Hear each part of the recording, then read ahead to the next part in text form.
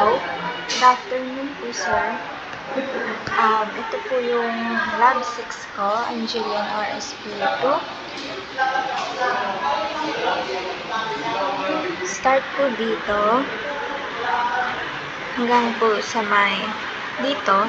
Ito po yung nasa manual lab po na gagawin. Tapos ito na po yung start ng practical exam. Ayan na po.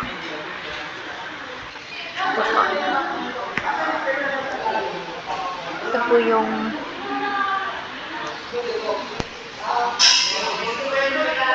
yung outcome na kinalabasan after ko po i-run yung code na ginamit ko.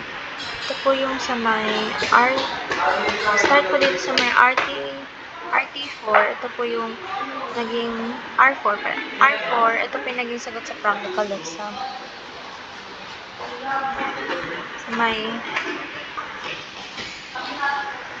Sa may R4 po, gumamit po ako ng method 1. Sa may R5, gumamit din po ako ng method 1.